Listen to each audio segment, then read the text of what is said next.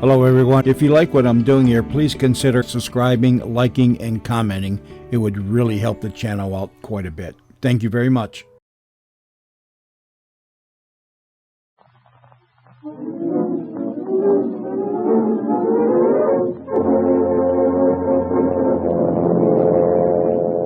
Air Adventures of Jimmy Allen.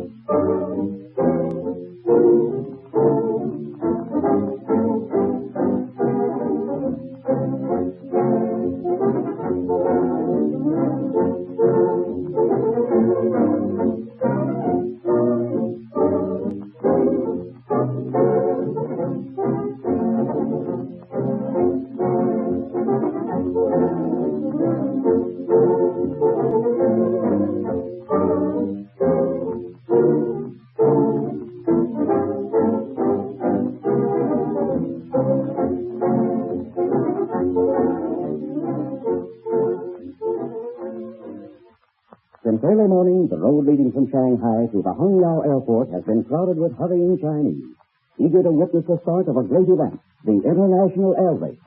A solid mass of humanity encircles the big field, waiting patiently to hear the thundering roar of powerful engines that only awaits the drop of the starter's flag. A few days have elapsed since we last listened to Jimmy Allen and Speed Robertson, but in the meantime they have been intensely busy, testing their beautiful new transport, the Golden Dragon, realizing that much depends upon the outcome of this race. It is now a short time before the moment set for the start, and we find the two pilots, their heads together, studying a map of China. Have you decided how we'll fly, Speed? Well, I want you to pilot the ship, kid.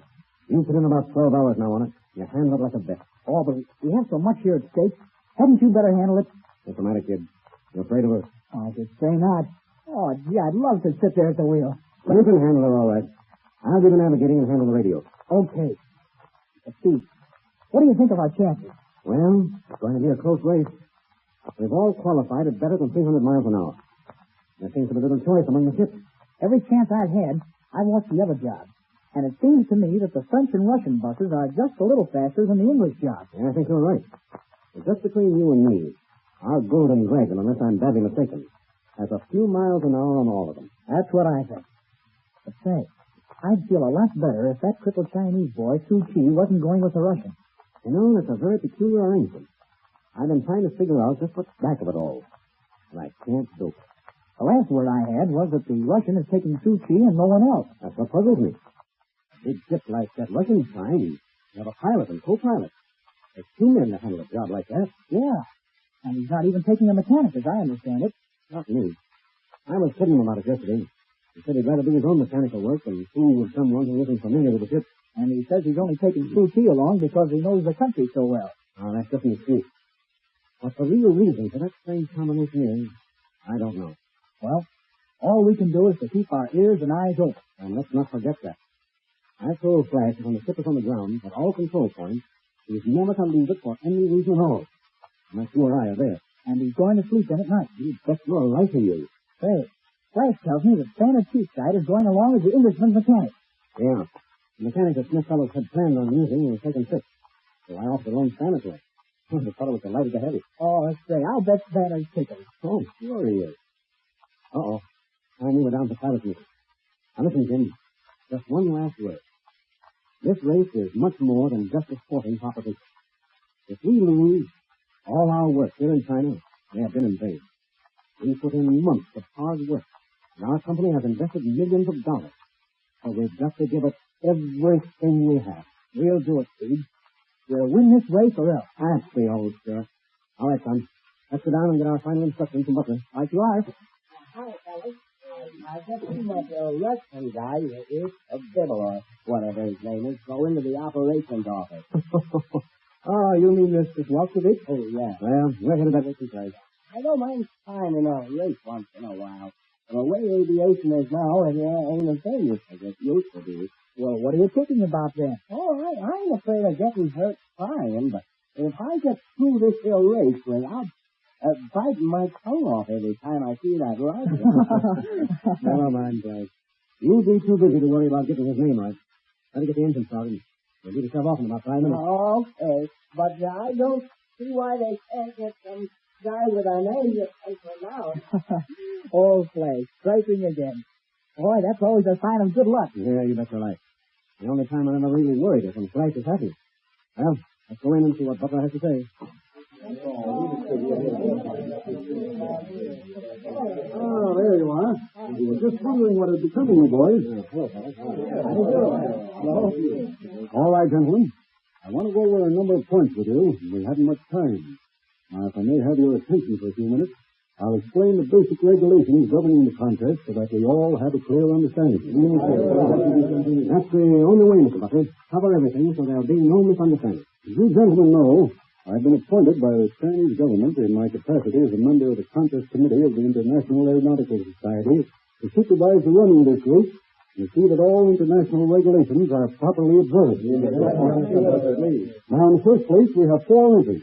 The Russian ship flown by Ivan Golkovich, the English by Squadron Commander David Smith Fellows, the French by the Count de Meneval, and the American ship by Mr. Allen. Pardon, my friend. But I understand Mr. Robertson called the American plate. Oh, no, Mr. Swalkovich. Our official interview shows that Jimmy Allen is to be the pilot. Any questions about that? No. Now, while we're on that subject, the crew of each entry is limited to 3 men, although it is not necessary to carry that many. Passengers may be carried if so desired, but they're carried as additional weight, and no passenger can be carried who is a licensed pilot or mechanic. Now, each ship has been loaded with 10,000 pounds weight. This weight is being carried, as you all know, in the form of lead shot placed in bags. The purpose being, of course, to test the efficiency of the ship. Now, here's a very important point, gentlemen. At the completion of the race, that is, when you have flown the course and returned here to Shanghai, these bags of shot will be removed from the cabins and again weighed. Should it be discovered that any of the ships do not have the required weight and have not carried this weight all through the race, they will be automatically disqualified. The purpose for that rule is, of course, quite obvious. Will our loads be checked at every control point? Oui. What about that, Monsieur Butler? The loads will not be weighed at any of the stops, but it is my duty to look into every cabin at every one of the stops and see that the bags are there intact. Is that understood? But I think we should have the roads checked at every place we stop. No, that is not necessary. After all, it is no easy task to unload, weigh, and reload 20 tons of weight. And I see no necessity anyway for such a ruling. After all, this is a sportsman's race, and you are all gentlemen. Oh, Mr. Butler, I'd like to make a suggestion. If my friend, Mr. Swalkovich, wishes to check the loads of any of the ships, let him take out the bags himself, weigh them, and then return them. There's no time for making jokes, my friend. All right, let's get on with it. Now, about the timing. The ships will take off using a racehorse start. That is, all 4 jobs will line up on the field together, and when the starter's flag drops, they will take off together. When the flag drops, the time begins, and you are timed from that moment until you cross the finish line at the next control point. Now, if for any reason whatsoever your ship is not on the line ready to start at the appointed time, it will be counted against you anyway. I jolly well don't quite know what you mean, old fellow. He means this, Dave. If you were to take off a half hour after the flag is dropped, that half hour is counted against you. It is our own fault, n'est-ce pas? Yes, that's right. Does everyone understand that rule? All right. You know the course which covers practically all of China. Today we leave Shanghai and fly direct to Peking. At each of the stops you will find a white line across the center of the field. Fly across this line so that you're checked in And then you can land at your leisure, because your time stops the minute you cross the line. The rules allow you to spend as much time on repairs as you want. But if your ship is not ready when the starting flag drops, we, under no circumstances, can delay the starting time. Is that clear? All right. Now, there's just one more point, gentlemen. As you know, this race is sponsored by the Chinese government, and their purpose in promoting such an event is to stimulate interest in and encourage the development of aviation. Now, I'm going to ask all of you to bear that in mind and do everything possible to cooperate in that respect. Will our ships be guarded when they're on the field at the various stops? The government will provide soldiers to keep the crowds back at all control points. Of course, at night, we won't be bothered with crowds. And outside of a few sentries to keep the curious away, I don't think we'll have any trouble. All right, gentlemen. Are there any more questions? No, that seems to cover everything. Well, gentlemen, I wish you all success and luck. As I mentioned a moment ago, this is a sporting affair, and I know we'll see nothing but the finest type of sportsmanship displayed by the pilots and crews. All right, now, get into your ships and taxi out to the starting line, and the best of luck to all of you. Thank you.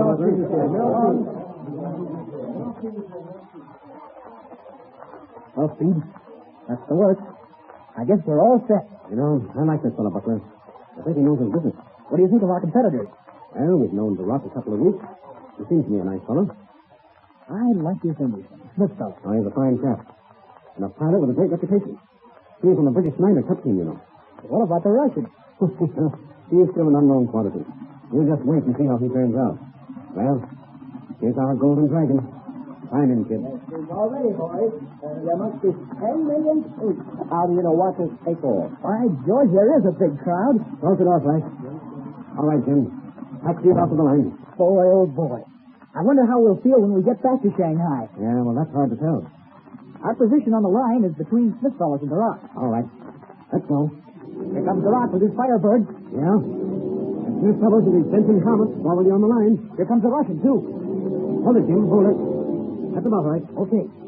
There's the starters. Wait till I take a look around. Hey, everything looks okay. Everything set back there, Flash?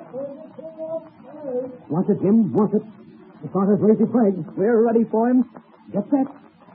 Down it goes. We're off. Come on, you golden dragon.